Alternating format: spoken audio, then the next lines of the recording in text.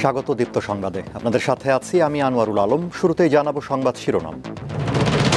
কক্সবাজার থেকে ওড়ার পর খুলে পড়ল বিমানের চাকা, ঢাকায় নিরাপদ অবতরণ। জগন্নাথ বিশ্ববিদ্যালয়ের শিক্ষার্থীদের গণ অনশন চলছে, দাবি আদায় অনড় সবাই। দাবি আদায় না হওয়া পর্যন্ত আমরা এখানে অবস্থান করব। নানা আয়োজনে রাজশাহী সহ বিভিন্ন স্থানে আজ ঐতিহাসিক ফারাক্কা দিবস পালন।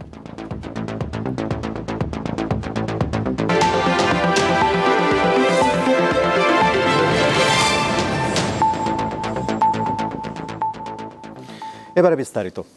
কক্সবাজার বিমানবন্দর থেকে ওড়ার পর পেছনের একটি চাকা খুলে পড়া বাংলাদেশ বিমানের ফ্লাইটটি নিরাপদে ঢাকায় অবতরণ করেছে। আজ বেলা 1:20 কক্সবাজার থেকে ছেড়ে আসে বিজি 436 ফ্লাইটটিতে 71 জন যাত্রী ছিলেন। উড্ডয়নের কিছুক্ষণের মধ্যেই পাইলট ঢাকার এয়ার ট্রাফিক কন্ট্রোলকে বার্তা পাঠিয়ে জানান তিনি জরুরি অবতরণ করতে চান। বার্তা পাওয়ার পর শাহজালাল আন্তর্জাতিক বিমানবন্দরে জরুরি প্রস্তুতি নেওয়া হয়। রানওয়ের পাশে প্রস্তুত রাখা হয় ফায়ার সার্ভিসের দল।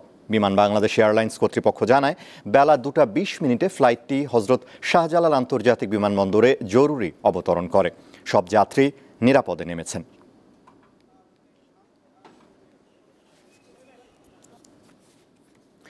দর্শক, ঢাকার হজরত শাহজালাল আন্তর্জাতিক বিমানবন্দরে রয়েছেন সহকর্মী নূর আলম। তিনি যোগ দিচ্ছেন আরও তথ্য নিয়ে। নূর, পেছনের একটি চাকা ছাড়া বিমানটি অবতরণের পর কর্তৃপক্ষ কি বলছে?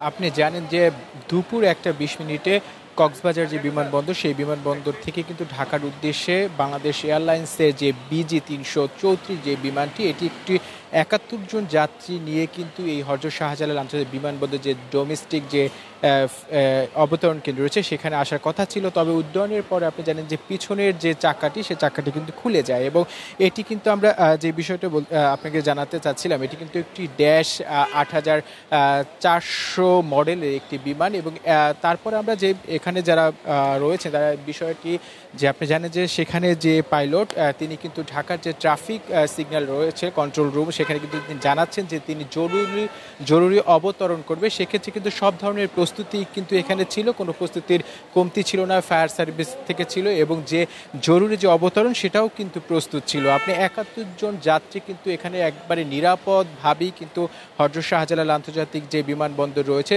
ডোমেস্টিক যে অ্যারাইভালটা রয়েছে সেখানে কিন্তু তারা অবতরণ করেছেন। এবং আমরা একটা বিষয় আপনাকে বলতে চাচ্ছিলাম, যেহেতু 2:20 কিন্তু আসলে যে বিমানটি বাংলাদেশ এয়ারলাইন্সের যেই বিজি 334 সেই বিমানটি কিন্তু থেকে অবতরণ করে, এখানে নিরাপত্তা আমরা যাত্রীদের সাথে কিন্তু একটু কথা বলেছি। যাত্রীরা একটি বিষয়, তাদের মধ্যে একটা আতঙ্ক যখন তারা জানতে পারে যে বিমানের যে পেছনের চাকাটি খুলে পড়ে যায়, তারপরে কিন্তু তাদের মধ্যে একটি আতঙ্ক কাজ করে এবং তারা অনেকেই বলছে হয়তোবা মৃত্যুর যে সম্ভাবনা ছিল, সেখান থেকে কিন্তু তারা আজকে নতুন জীবন পেল, এমনটাই কিন্তু আমাদের জানাচ্ছিলেন যাত্রীরা।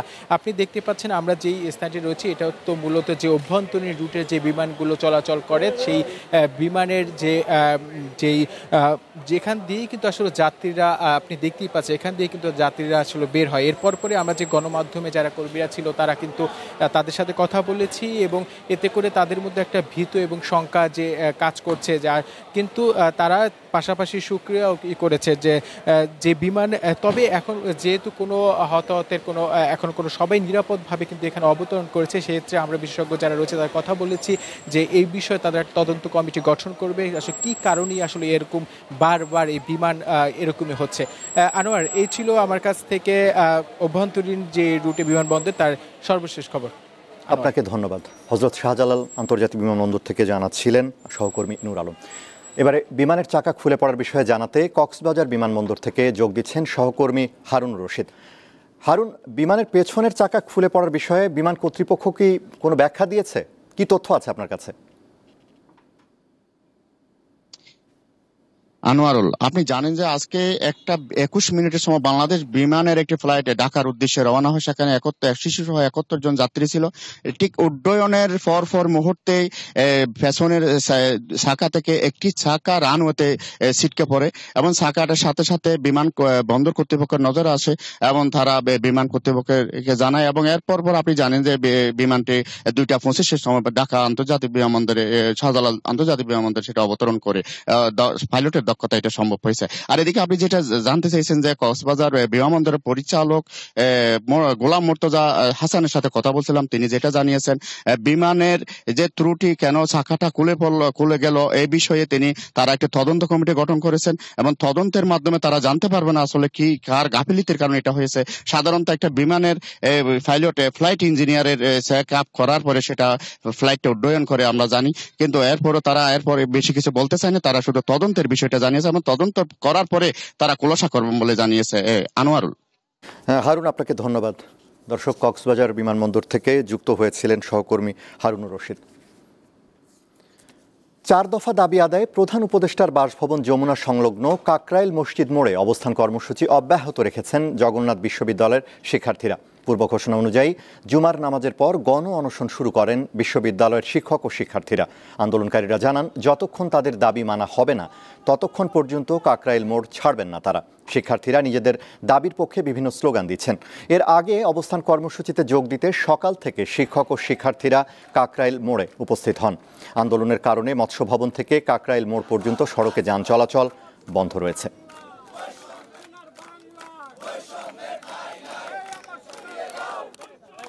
পর্যন্ত কোনো প্রকার ফ্রুটফুল কোনো ডিসিশন আসেনি বলেই আমরা আসছি এখানে।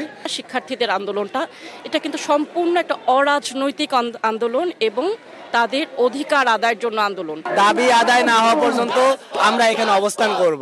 আগে ছিল 3টি, এখন 4টি দাবি। এখন আমাদের 4 নম্বর দাবি হলো যে পুলিশ প্রশাসনগুলো আমাদের ছাত্রছাত্রী এবং আমাদের শিক্ষকদের উপর হামলা করেছে বা আক্রমণ করেছে, তাদেরকে খুঁজে বের করতে হবে এবং আইনের আওতায় আনতে হবে এবং তাদেরকে উপযুক্ত শাস্তি দিতে হবে।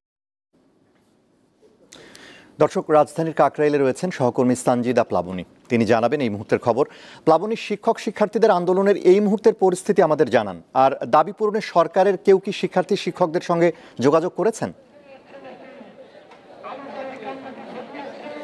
এখন পর্যন্ত আসলে যোগাযোগ করেছে সরকারের পক্ষ থেকে এই ধরনের কোনো তথ্য আমাদের কাছে নেই। আমরা সকাল থেকেই এখানে অবস্থান করছি কাকরাইলে। গত 3 দিন থেকে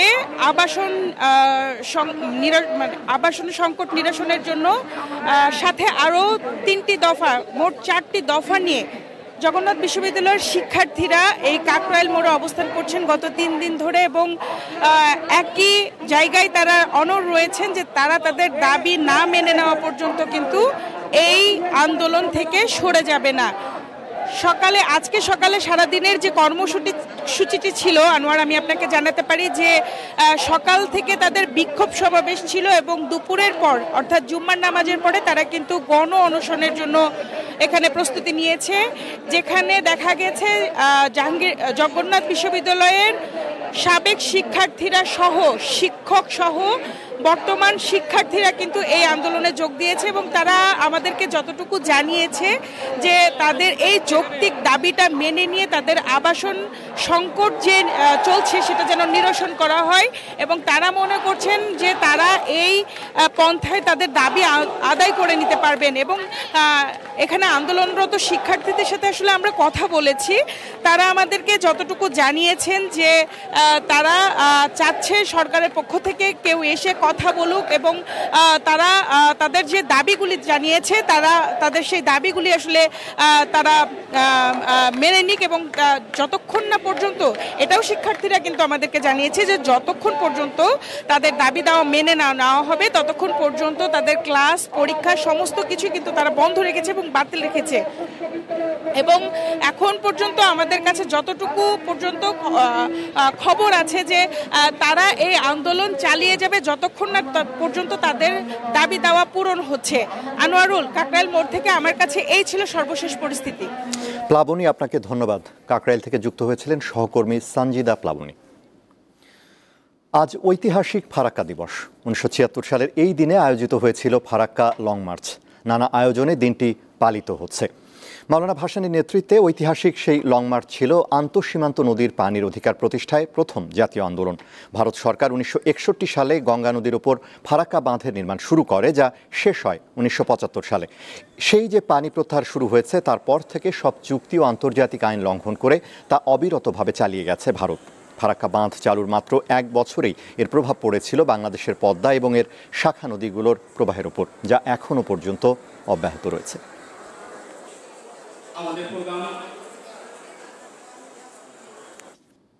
দর্শক, ফারাক্কা দিবসের খবর নিয়ে রাজশাহী থেকে যোগ দিচ্ছেন সহকর্মী ইউসুফ আদনান।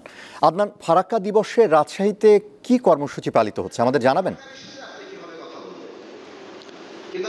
আনোয়ারুল, আজকে ঐতিহাসিক ফারাক্কা দিবস অনুষ্ঠিত হচ্ছে। দিবসটি উপলক্ষে রাজশাহীতে নানা কর্মসূচি গ্রহণ করেছে। আমরা দেখেছি কিছুক্ষণ আগে রাজশাহী কলেজ থেকে একটি বর্ণাঢ্য র্যালি বের করা হয় এবং র্যালিটি রাজশাহী মহানগরীর প্রধান প্রধান সড়ক ও সড়ক মোড়সমূহ প্রদক্ষিণ করে রাজশাহী কলেজে এসে শেষ হয় এবং তারপরে রাজশাহী কলেজ মিলনায়তনে একটি আলোচনা সভা হচ্ছে এবং আলোচনা সভায় প্রধান অতিথি হিসাবে উপস্থিত রয়েছেন মৎস্য ও প্রাণী সম্পদ দপ্তরের প্রধান উপদেষ্টা ফরিদা আক্তার। এছাড়াও এখানে উপস্থিত রয়েছেন রাজশাহী বিশ্ববিদ্যালয়ের উপাচার্য প্রফেসর ডাক্তার সালেহ হাসান নকিব। এছাড়াও যশোরের প্রাচ্য সংঘের লেখক, গবেষক ও পরিচালক বেনজিনা খান, প্রেস ইনস্টিটিউট অব বাংলাদেশের মহাপরিচালক ফারুক ওয়াসিফ, ঢাকা উত্তর সিটি কর্পোরেশনের প্রশাসক ও নদী গবেষক মোহাম্মদ এজাজ উপস্থিত আছেন। মূল প্রবন্ধ উপস্থাপন করছেন রাজশাহী বিশ্ববিদ্যালয়ের registrar professor doctor Iftekharul Alam Masud.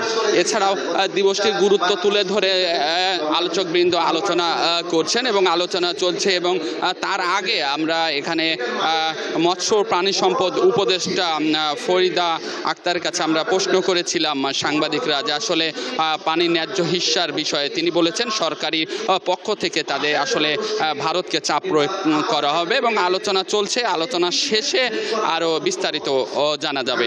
আসলে এই ছিল আমার কাছে রাজশাহী থেকে ঐতিহাসিক ফারাক্কা দিবস উপলক্ষে সর্বশেষ খবর। আনোয়ারুল। আদনান, আপনাকে ধন্যবাদ।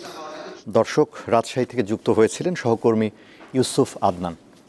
শেষ মুহূর্তে বাগান পরিচর্যায় ব্যস্ত সময় পার করছেন দিনাজপুরের লিচু চাষিরা। এরই মধ্যে জিআই পণ্য হিসেবে স্বীকৃতি পেয়েছে সেখানকার বিখ্যাত বেদেনা লিচু। চাষিরা জানান, অল্প কিছুদিনের মধ্যেই বাজারে পাওয়া যাবে রসালো এই ফল। গত 30 এপ্রিল দিনাজপুরের বেদানা লিচু ভৌগোলিক নির্দেশক বা জিআই পণ্য হিসেবে স্বীকৃতি পায়। এরপর থেকেই বাগানীরা অনেক খুশি। তারা বলছেন, এর মাধ্যমে দিনাজপুরকে নতুনভাবে চিনবে সারা বিশ্ব। গত কয়েক বছরের তুলনায় এবছর ফলন বেশ ভালো হয়েছে। চাষিরা আশা করছেন ভালো দাম পাওয়া যাবে। আমাদের যে দিনাজপুরের লিচুটা, মাসিমপুরের যে লিচুটা, এটা কিন্তু খুব সুস্বাদু লিচু। ইনশাআল্লাহ লিচুর চাহিদা অনেক, দামও অনেক। 15-20 দিনের মধ্যে আশা করা যায় বাজারে পরিপুক্ত লিচু আসবে। দিনাজপুরের মাসিমপুরে গাছে গাছে ঝুলছে বেদানা লিচু। রসালো এই ফলের স্বাদ ও গন্ধ অনেক ভালো। এটি জিআই পণ্য হিসেবে স্বীকৃতি পাওয়ায় চাষিরা আনন্দিত। বেদানা লিচুকে জিআই স্বীকৃতি দেওয়া হয়েছে, এই কারণে আমরা গর্ববোধ করি। দিনাজপুরের ভিতর অনেকগুলো লিচু হয়েছে, লিচুর ফলনও ভালো হয়েছে। আবহাওয়া অনুকূলে থাকায় লক্ষ্যমাত্রা ছাড়িয়ে যাওয়ার আশা করছে কৃষি বিভাগ। যেরকম আবহাওয়া বিরাজ করছে তাতে আমরা ফলন আশা করছি প্রায় 36,000 মেট্রিক টন উৎপাদিত হবে এবং বাজার মূল্য প্রায় 700 কোটি টাকার মার্কেট সৃষ্টি হবে। দিনাজপুরে এবছর 5,400 হেক্টর জমিতে লিচুর চাষ হয়েছে। উৎপাদন লক্ষ্যমাত্রা ধরা হয়েছে 36,000 মেট্রিক টন। দীপ্ত, বার্তাকক্ষ। এবারে কেওয়াই স্টিল চট্টগ্রাম সংবাদ।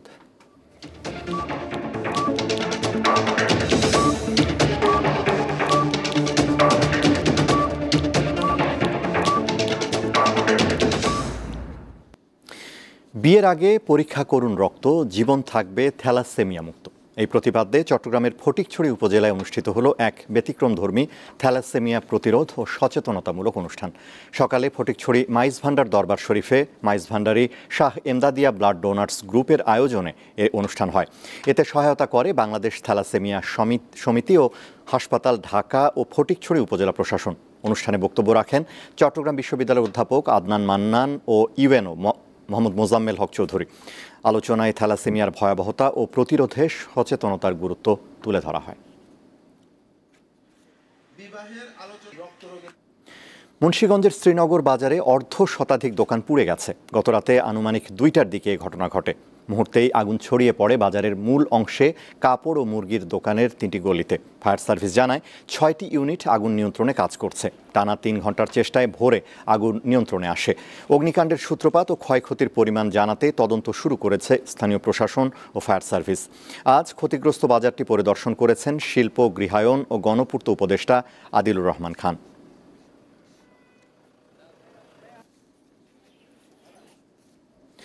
একসময় চাঁপাইনবাবগঞ্জে বিপুল পরিমাণে লাক্ষার চাষ হলেও এখন তা আর হচ্ছে না। বিভিন্ন শিল্পে এর ব্যাপক চাহিদা থাকলেও পৃষ্ঠপোষকতা না থাকায় লাক্ষা চাষ থেকে সরে আসছেন কৃষকরা। এতে হারিয়ে যাচ্ছে এই অর্থকরী ফসলের সোনালী দিন। বড়ই, বাবলা, পলাশ ও ডুমুর সহ বিভিন্ন গাছে থাকা লাক্ষা পোকা গাছের রস নিংড়ে নেয়, যা বাতাসের স্পর্শে এলে তৈরি হয় লাক্ষা। ডাল থেকে ছাড়িয়ে মেশিনে ভাঙার পর দানাদার লাক্ষা পানিতে ধুয়ে চড়ানো হয় উনুনে। তাপ দিয়ে তৈরি করা হয় লাক্ষার টিকিয়া চাচ। কাঠের আসবাবপত্র ও পিতল বার্নিশ, স্বর্ণালঙ্কারের ফাঁপা অংশ পূরণ, ক্যাপসুল, চকলেট ও চুইংগামের কোটিং, লবণাক্ত পানি থেকে জাহাজের তলদেশ রক্ষা, লবণাক্ততায় নষ্ট হওয়া লোহা ঠিক করা, অস্ত্র ও রেল কারখানা, টিস্যু পেপার তৈরি, এমনকি সিলমোহর তৈরি সহ বিভিন্ন কাজে ব্যবহার করা হয় লাক্ষা। একসময় চাষের পাশাপাশি রপ্তানিও হতো এটি। লাক্ষা চাষি ও শ্রমিকরা জানান, সরকারি পৃষ্ঠপোষকতা পেলে ফিরতে পারে লাক্ষার সোনালী দিন। লাক্ষা গবেষণা কেন্দ্র জানিয়েছে, লোকবলের অভাবে লাক্ষার চাষ লোপ পেয়েছে। চাঁপাইনবাবগঞ্জে একসময় অনেক লাক্ষা চাষ হতো, এখন এটা আস্তে আস্তে কমে যাচ্ছে। তার একটা কারণ হচ্ছে যে এখানে আমের চাষ বাড়তেছে এবং আমরা অতিমাত্রায় চাষে ব্যবহার করতেছি, যেটার প্রভাব পড়তেছে লাক্ষা চাষের উপরে। সেই জন্য দেখা যাচ্ছে যে এখানে লাক্ষা চাষটা দিন দিন কমতেছে বা কৃষক সেখানে আগ্রহ হারাচ্ছে। লাক্ষা গবেষণা কেন্দ্রের সঙ্গে গলা মেলালো কৃষি সম্প্রসারণ অধিদপ্তরও। হয়তো কৃষকের মধ্যেও কিছুটা আগ্রহ কমে গেছে, কারণ এখন হচ্ছে যে কৃষিটা হচ্ছে বাণিজ্যিক হয়ে গেছে। কৃষক যদি এটাকে স্যাটিসফাইড হয়, কৃষক যদি গ্রহণ করে, তাহলে হয়তো আমরা এই বিষয়ে আরো পরবর্তী উদ্যোগ গ্রহণ করব। দেশে প্রতি বছর প্রায় 10,000 টন লাক্ষার চাহিদা থাকলেও উৎপাদন হয় মাত্র 150 থেকে 200 টন। দীপ্ত বার্তা কক্ষ। শেষ করব দীপ্ত সংবাদ, তবে তার আগে সংবাদ শিরোনামগুলো জানাবো আরো একবার। কক্সবাজার থেকে ওড়ার পর খুলে পড়ল বিমানের চাকা, ঢাকায় নিরাপদে অবতরণ। জগন্নাথ বিশ্ববিদ্যালয়ের শিক্ষার্থীদের গণ অনশন চলছে, দাবি আদায়ে অনড় সবাই। নানা আয়োজনে রাজশাহী সহ বিভিন্ন স্থানে আজ ঐতিহাসিক ফারাক্কা দিবস পালন।